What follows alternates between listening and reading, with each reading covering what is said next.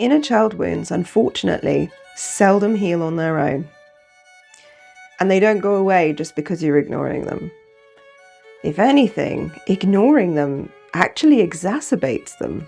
If you are still affected by and triggered by events that happened in childhood, or you blow up over seemingly innocuous things that the other adults around you just don't seem that bothered by, or perhaps you're caught in a repeating pattern loop, and that can be relationship patterns, job patterns, financial patterns. These are all signs of an unhealed and unintegrated inner child wound. In this video, we're going to discuss the inner child wound and how it shows up in your everyday adult life, causing you all sorts of problems that you're not really even that aware of. Then I am also going to show you how to recognize inner child wounds in yourself, but also in others. There seem to be four main reasons that people have for not doing their inner child healing.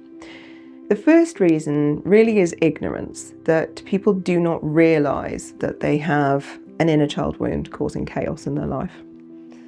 The second reason that people give me is that they are scared. It's okay to be scared. What's important is that we have the courage to face into the things that scare us and do them anyway. The third reason is that people think they don't have time. And the fourth is that people think they can't afford it. These obstacles to inner child healing are actually quite easily overcome. The first one, ignorance of whether you have an inner child wound, will be answered if you continue watching this video to the end, because I am going to give you key identifiers to help you recognize an unhealed inner child wound in yourself and in others. The second reason, being scared. Like I just said, the most important thing that we have to have in shadow work and in inner child healing is courage. If you realize that the reason that you don't want to deal with whatever event that happened in your childhood that scared you so much that you have left it unattended all these years is because you are still viewing it through the eyes of the child that experienced it. You're an adult now and you are more than capable of handling it. If you go back and you do the inner child healing, you will release that child from their burden. You will release the inner you that is still stuck at that age. And therefore you won't be reacting to the situation like an 8-year-old anymore, because you will have healed it.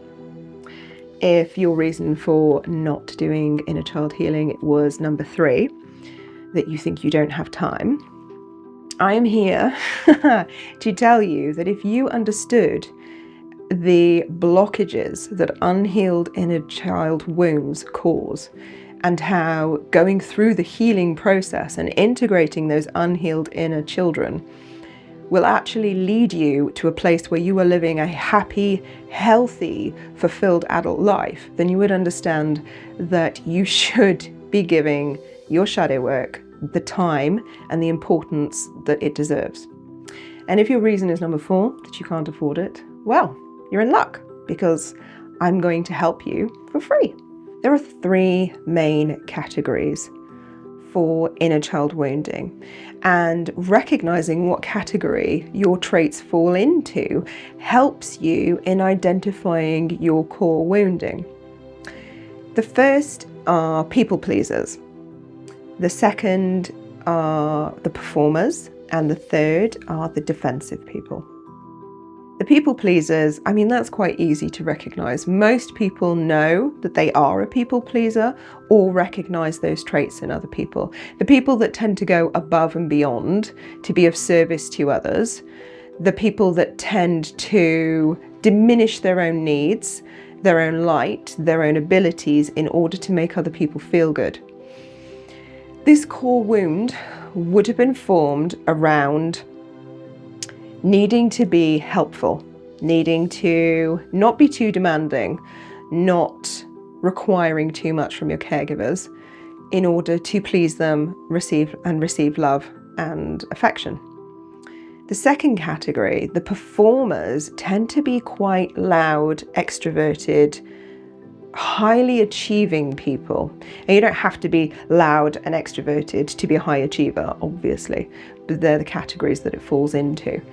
The people that feel like they need to achieve or get attention in order to receive the love and attention that they want. So they probably had quite busy caregivers who struggled for time and found it difficult to give the children the love and attention that they wanted. So these children learnt that one way or another, by being loud and difficult, or by getting high grades in their school papers, that sort of thing, meant that they would get attention, recognition, and love.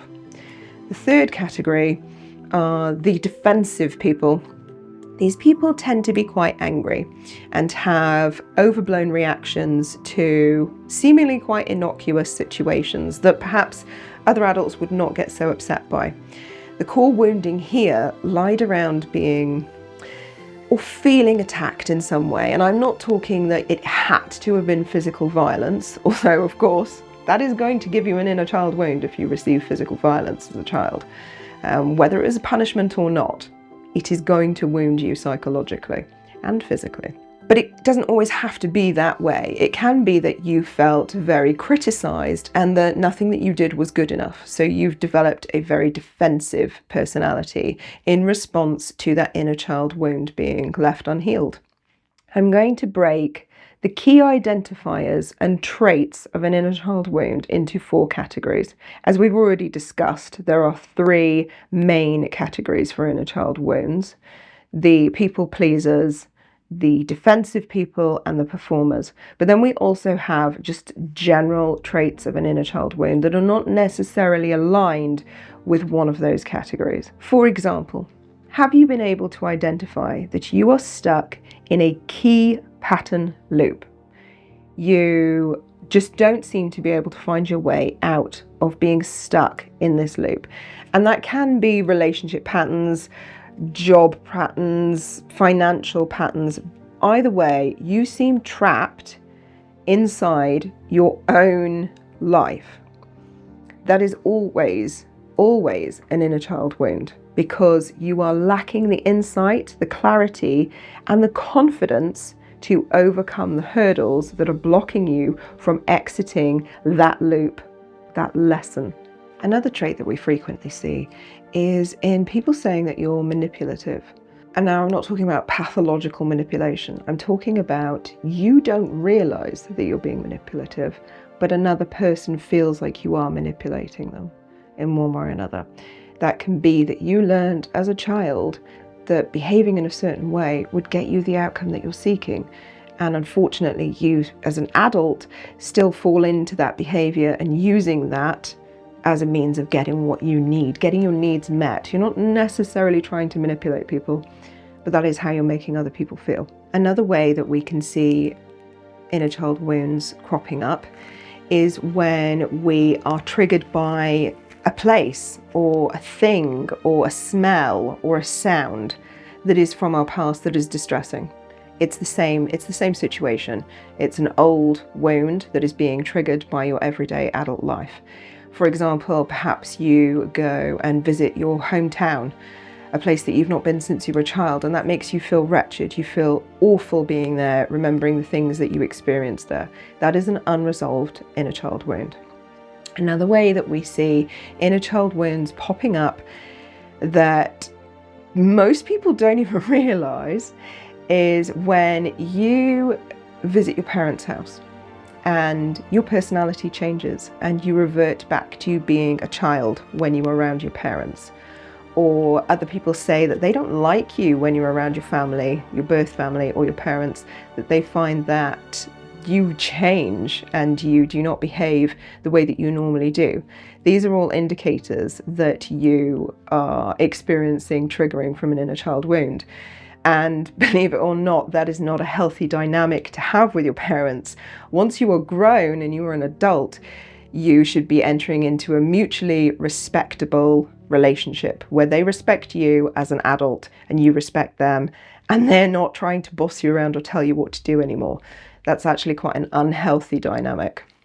So now that we've looked at general indicators, the next set that we're going to look at are defensiveness indicators. So key traits and identifiers of having a defensiveness wound. These people tend to be angry, disproportionately angry. They are described as angry by other people. They may display anger in public. They may display anger disproportionately, get angry about innocuous things that other people are shocked by. Now, these people are actually justifiably angry. They are angry about something that happened in childhood that is unresolved, unforgiven, and they haven't moved on from it. So the anger basically is just always simmering away just underneath the surface. The problem is that they are displaying the anger in their everyday life over innocuous things. So, one trait might be that you blow up and absolutely lose your shit over something quite innocuous and leave other people around you quite shocked because they can't understand that you got so angry about something that they wouldn't get angry about. They're not able to see that your anger is because of whatever happened in your childhood.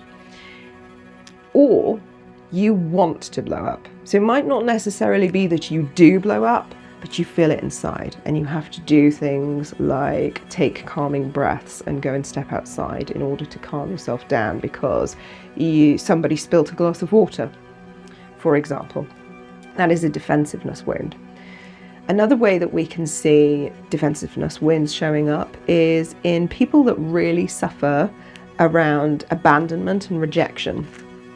The abandonment and rejection wound is a kind of complicated one because very often the person that is wounded is viewing the situation through the eyes of a child.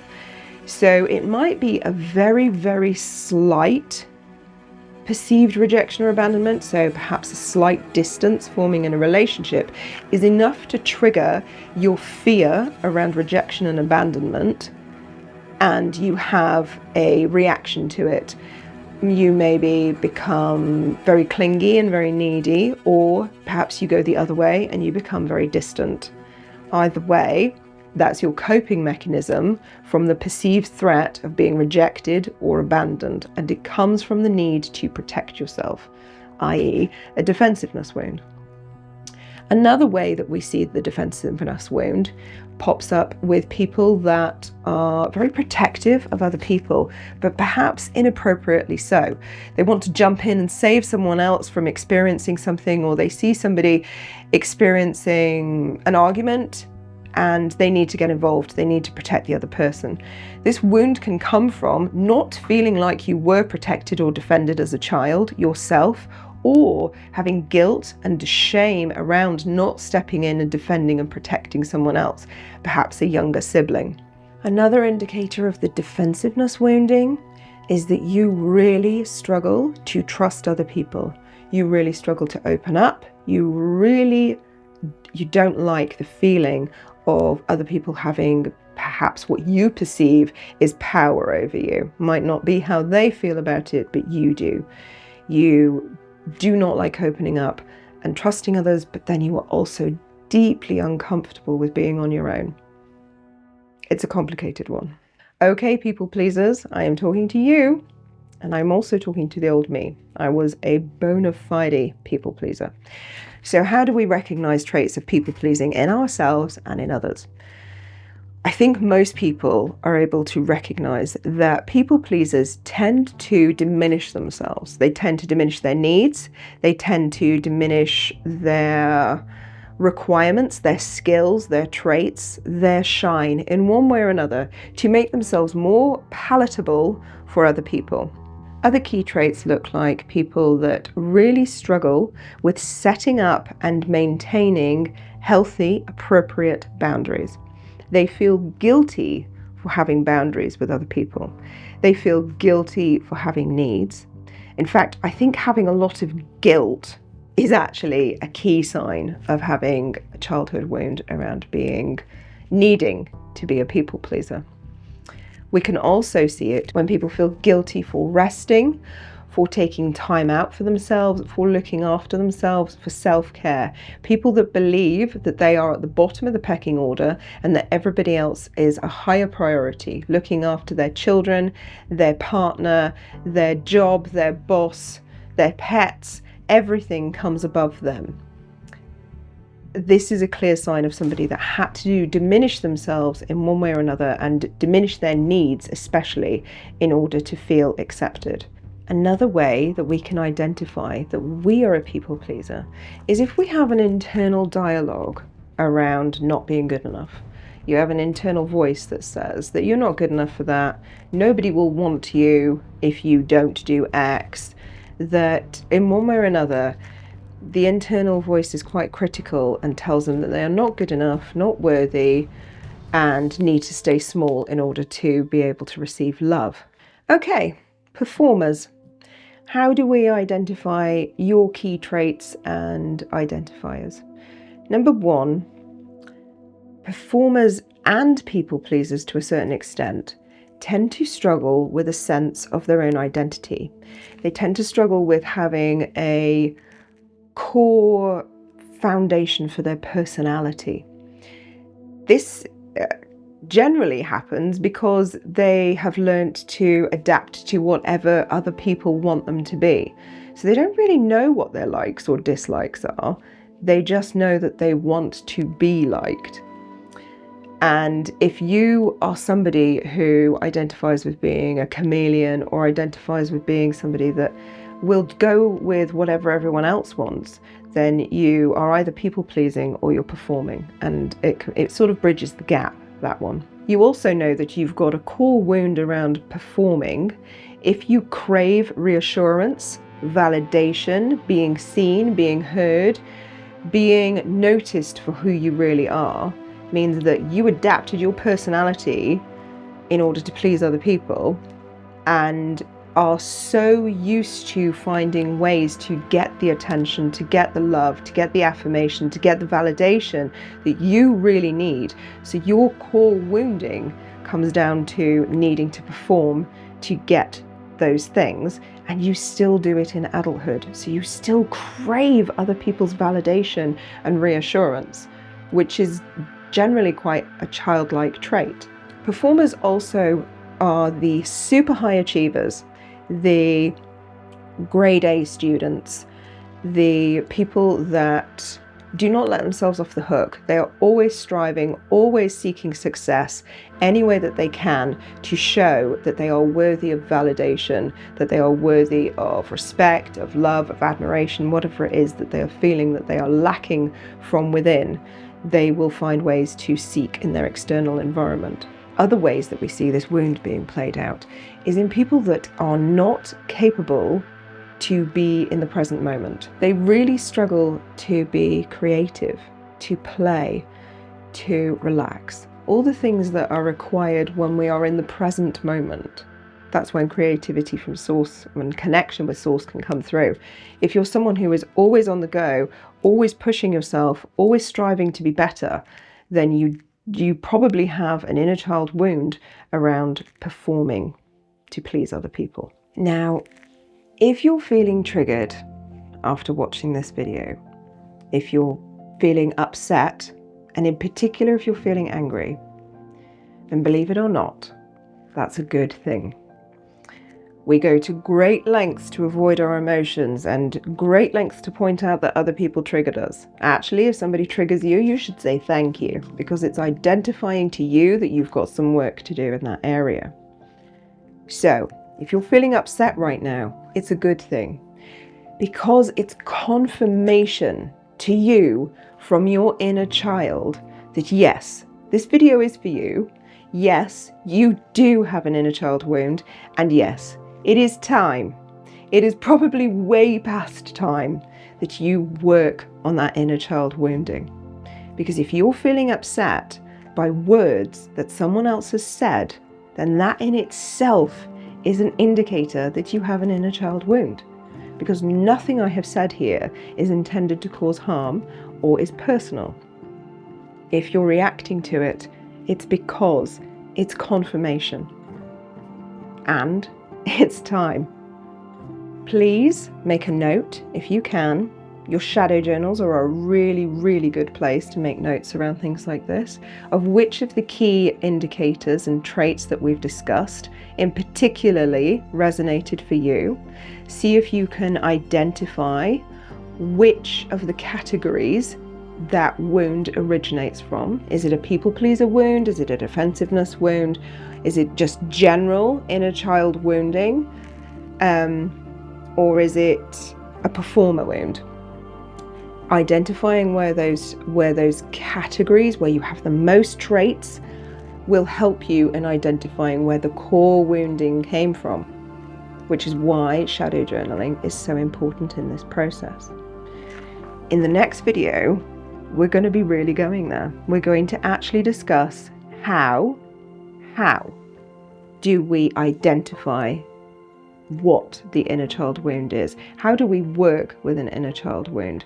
How do we heal an inner child wound? And how do we step forward into integrating that inner child wound into the whole, so that you are able to step forward in your life with healthier responses, healthier relationships, healthier boundaries, a healthier way of being, hopefully leading to a happier person at the end of this process. I'm sending you all so much love right now, especially to those wounded inner children that are resonating with this video.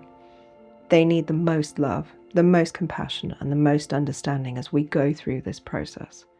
I'm really looking forward to our next discussion and supporting you on the most important journey of your life.